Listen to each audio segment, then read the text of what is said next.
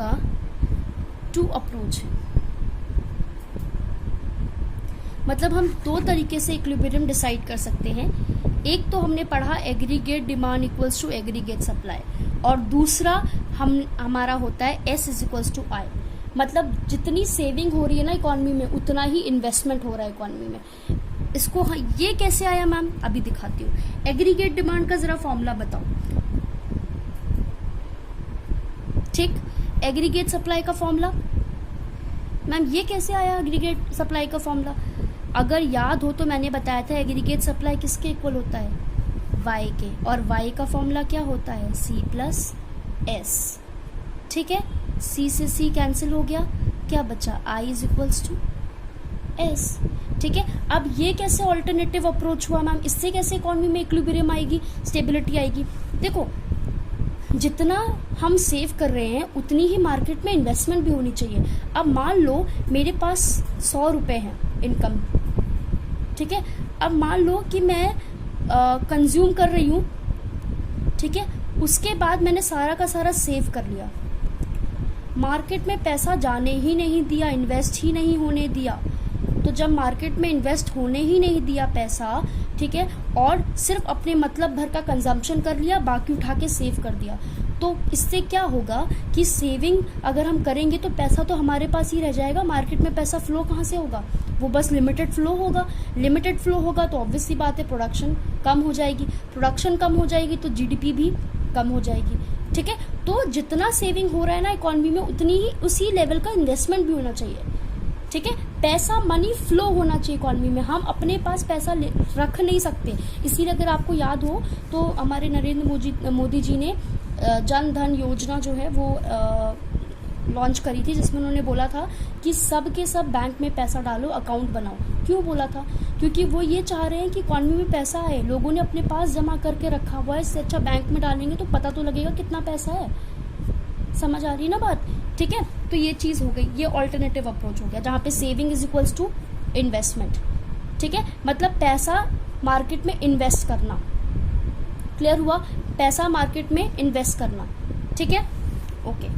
Now अब हम आते हैं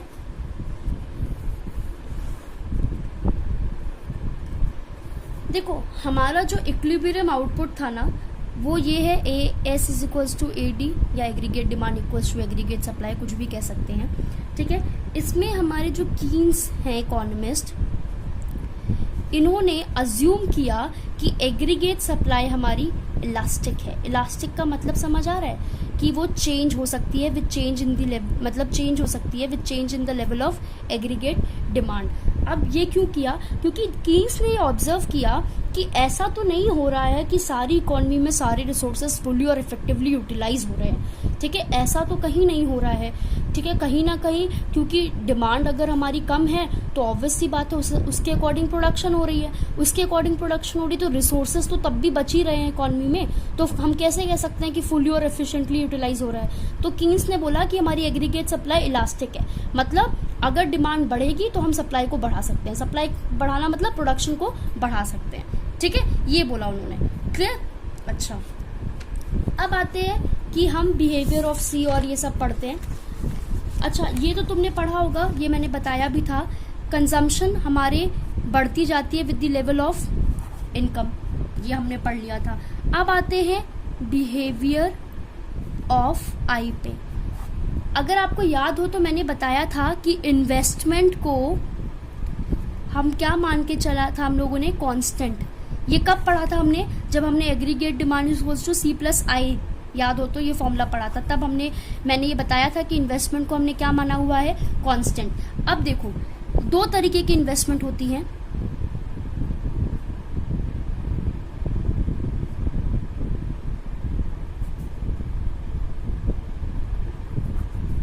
ऑटोनॉमस और इंड्यूस इन्वेस्टमेंट। ऑटोनॉमस वो इन्वेस्टमेंट होती है जो लेवल ऑफ इनकम पे डिपेंड नहीं होती। लेवल ऑफ इनकम पे डिपेंड नहीं होती मतलब ये आपकी इन्वेस्टमेंट ऐसी होती है जो हर कोई करता ही करता है, प्रोड्यूसर जब मतलब वो करेगा ही करेगा, रॉ मटेरियल वो खरीद के लाएगा ही लाएगा, वो लेवल ऑफ इनकम पे डिपेंड है ही नहीं। ठीक है, जितना वो रॉ मटेरियल लेकर आ रहा था वो लेकर आएगा ही आएगा। ऐसा तो नहीं है कि वो ज़ीरो रॉ मटेरियल लाने लगेगा अगर उसका मान लो कि इनकम कम हो गई तो। ठीक है, तो ये इंडिपेंडेंट इन्वेस्टमेंट है। इंडिपेंडेंट मतलब ये आपके लेवल ऑफ इनकम पे कभी भी डिपेंड नहीं होती। ठीक है, इस वाली इन्वेस्टमेंट को कीन्स ने कांस्टेंट माना था। इस वाली इन्वेस्टमेंट को कीन्स ने कांस्टेंट माना था। ठीक है, क्योंकि उनके अकॉर्डिंग ये वाली इन्वेस्टमेंट हर प्रोड्यूसर करता है, हर कोई करता है ये वाली इन्वेस्टमेंट, हर प्रोड्यूसर। ठीक है, ये लेवल ऑफ इनकम पे डिपेंड नहीं होती। लेवल ऑफ इनकम पे डिपेंड होने का मतलब कि इसमें ऐसा नहीं होता है कि जब आपकी इनकम बढ़ेगी तो आप इन्वेस्टमेंट और ज़्यादा करने लग जाओगे। जैसे हमने कंजम्पशन का पढ़ा था ना कि जब लेवल ऑफ इनकम बढ़ती है तो कंजम्पशन बढ़ता जाता है, उस रेट से नहीं बढ़ता है एक टाइम के बाद। मतलब जब आपका y इक्वल्स टू C हो जाता है तब आपकी कंजम्पशन कम होने लग जाती है, उसका रेट इंक्रीज होने का कम होने लग जाता है। ठीक है, लेकिन इसका मतलब ये नहीं है कि कंजम्पशन बढ़ती नहीं है, कंजम्पशन तब भी बढ़ती है। लेकिन ऑटोनॉमस इन्वेस्टमेंट आपका इनकम पे डिपेंड नहीं होता। ये वो इन्वेस्टमेंट होती है जो हर कोई करता है और ये लेवल ऑफ इनकम से डिटरमाइन नहीं हो सकती, क्योंकि ये इन्वेस्टमेंट ऐसी होती है जो हर कोई करता है और वो करनी चाहिए। मतलब ऐसा होता है कि प्रोड्यूसर अगर कोई मान लो कोई फैक्ट्री खोल रहा है या अपना प्रोडक्शन हाउस खोल रहा है या वो कुछ प्रोड्यूस करने जा रहा है, तो ऐसा नहीं है कि वो वेट करेगा कि मेरे पास इनकम आए फिर मैं अपनी इन्वेस्टमेंट करूँ। ठीक है, वो इन्वेस्टमेंट ऑटोनॉमस इन्वेस्टमेंट होती है। ठीक है, उसको हमने क्या माना था, कांस्टेंट। ठीक है, अब आते हैं मैम ये क्या है, ये हम इस चैप्टर में पढ़ रहे हैं। इंड्यूस इन्वेस्टमेंट, इसकी हम आगे भी बात करेंगे। इंड्यूस इन्वेस्टमेंट वो इन्वेस्टमेंट होती है जो इनकम के साथ, जो चेंज इन इनकम के साथ चेंज होती है। मतलब जो चेंज इन इनकम के साथ चेंज होती है, इसके बारे में हम पढ़ेंगे कि तब क्या फर्क पड़ता है जब हमारी इन्वेस्टमेंट चेंज होती है, तब क्या होता है। ठीक है, समझ आ गया? कंफ्यूज मत होना, बार बार वीडियो को देखना, समझ आएगा। ठीक है, हमने अभी तक जो इन्वेस्टमेंट की बात करी थी ना कीन्स ने, वो ये वाली इन्वेस्टमेंट थी। ये वाली इन्वेस्टमेंट क्यों ली थी उन्होंने? क्योंकि उन्होंने बोला था कि ये इन्वेस्टमेंट तो हर कोई लेकर चलता है। ठीक है, हर कोई लेकर चलता है और हमें ये चीज़ याद रखो, हमें मैक्रो इकोनॉमिक्स पढ़नी है, हमें सबको लेकर चलना है। ठीक है, ये इन्वेस्टमेंट और इसका भी कॉन्सेप्ट उन्होंने बताया कि जब हमारी इनकम चेंज होती है तो इन्वेस्टमेंट अगर चेंज होगी तो क्या असर पड़ेगा हमारे एग्रीगेट डिमांड पे। किस पे? एग्रीगेट डिमांड पे। वो भी वो बताएंगे लेकिन आगे, क्योंकि वो दोनों केसेस लेके चल रहे हैं। अभी उन्होंने एग्रीगेट डिमांड के कॉन्सेप्ट को समझाने के लिए उन्होंने इन्वेस्टमेंट को क्या लिया था, कांस्टेंट लिया था, क्योंकि वो हम मैक्रो इकोनॉमिक्स पढ़ रहे हैं जिसमें हम सबके बारे में पढ़ते हैं। तो सबके बारे में मतलब ऑटोनॉमस जो इन्वेस्टमेंट होता है वो कांस्टेंट होता है। वो कांस्टेंट क्यों लेकर चले? वो कांस्टेंट इसलिए लेकर चले क्योंकि ये हमारी इनकम पे डिपेंड नहीं होती है और ये वो इन्वेस्टमेंट होती है जो सब करते हैं, क्योंकि ये इनकम, लेवल ऑफ इनकम पे डिपेंड नहीं है कि आपकी इनकम बढ़ेगी तभी आप ये वाली इन्वेस्टमेंट करोगे, नहीं तो नहीं करोगे। समझ आ रही है बात? ठीक है, अच्छा अब आते हैं एक केस पे, ध्यान से सुनना। अगर एग्रीगेट डिमांड ज़्यादा है एग्रीगेट सप्लाई से, अगर एग्रीगेट डिमांड एग्रीगेट सप्लाई से ज़्यादा है तो क्या होगा? देखो, अगर एग्रीगेट डिमांड एग्रीगेट सप्लाई से ज़्यादा है, दैट मीन्स कि आपके गुड्स एंड सर्विसेज इकोनॉमी में सप्लाई ज़्यादा हो गए हैं। ठीक है, सप्लाई ज़्यादा हो गए और जो आपका स्टॉक है, ठीक है, वो आपका जो स्टॉक है वो आप फुलफिल नहीं कर पाए, मतलब आप डिमांड ज़्यादा हो गई। ठीक है, सॉरी दोबारा रिपीट कर रही हूँ, एग्रीगेट डिमांड ज़्यादा हो गई, सप्लाई कम रह गई। लोग डिमांड आपकी प्रोडक्ट को ज़्यादा कर रहे हैं पर आप मार्केट में हिसाब से सप्लाई नहीं हो रही, मतलब आप डिमांड को फुलफिल नहीं कर पाए। अब इसमें कहीं ना कहीं अगर आप डिमांड को फुलफिल नहीं कर पाए हैं तो इसमें कहीं ना कहीं आपका लॉस होता है। ठीक है, लॉस कैसे होता है? अगर आप डिमांड को फुलफिल कर लिया होता आपने, तो सोचो आपको प्रॉफिट बढ़ जाता ना। लेकिन आपने जो प्लान किया ना, आपने जो प्लान स्टॉक किया ना, प्लान स्टॉक मतलब प्रोडक्शन जो प्लान करी आपने अकॉर्डिंग टू डिमांड की, मार्केट में इतनी ही डिमांड होगी और आपने उसके अकॉर्डिंग प्लान कर लिया, लेकिन मार्केट चेंज हो गई, मार्केट में डिमांड बढ़ गई। ठीक है, जो आप शायद ढंग से रीड नहीं कर पाए, मार्केट में डिमांड बढ़ गई और आपका जो स्टॉक प्लान्ड था वो स्टॉक कम पड़ गया।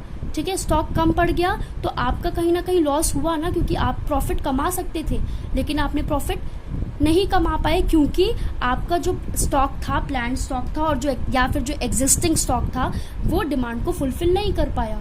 तो अब आप क्या करेंगे, उसको फुलफिल करने के लिए आप प्रोडक्शन को अगली बार क्या करेंगे, अकॉर्डिंग टू डिमांड प्रोडक्शन को बढ़ा देंगे। प्रोडक्शन को बढ़ा देंगे तो जब तक बढ़ा देंगे जब तक ये एग्रीगेट डिमांड के इक्वल नहीं आएगा। क्लियर हुआ? ठीक है, अब भी समझ आ गया। अब दूसरा केस लेते हैं, aggregate demand is less than aggregate supply. अब इस केस में क्या है कि एग्रीगेट सप्लाई ज़्यादा है। एग्रीगेट सप्लाई ज़्यादा है तो हमने बोला था ना कि एग्रीगेट सप्लाई क्या है, इलास्टिक है। इलास्टिक मतलब चेंज हो सकती है, फ्लक्चुएट हो सकती है अकॉर्डिंग टू द डिमांड।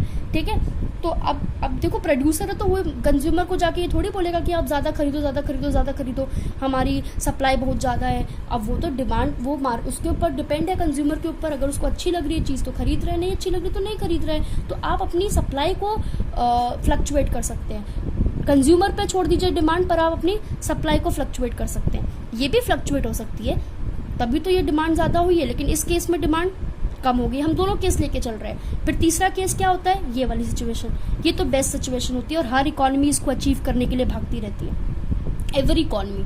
ठीक है, अगर इकोनॉमी में ये हो जाए ना तो इकोनॉमी बिल्कुल स्टेबल चलेगी, कोई प्रॉब्लम ही नहीं आएगी। लेकिन ये होना ही बहुत मुश्किल होता है, कभी ये हो जाता है, कभी ये हो जाता है। अब देखो ये हो गया तो ये इसका मतलब क्या है कि आपके पास क्या हुआ, अनडिजायर्ड स्टॉक आ गया। अनडिजायर्ड स्टॉक मतलब आप चाहते नहीं थे कि आपके स्टॉक में सामान बचे, पर आपके स्टॉक में सामान बच गया क्योंकि डिमांड ही नहीं थी। तो अब स्टॉक में सामान बच गया, इसका मतलब क्या हुआ कि अब आपको प्रोडक्शन को कम करना पड़ेगा। ठीक है, प्रोडक्शन को कम करना पड़ेगा। प्रोडक्शन को कम कब तक करेंगे, जब तक वो एग्रीगेट डिमांड के इक्वल ना आ जाए। क्लियर, समझ आ रही है बात? ठीक है, तो आज हम यहीं तक पढ़ेंगे, बाकी मैं पढ़ाऊंगी। पहले इतना क्लियर कर लो, डाउट सेशन ले लेंगे हम।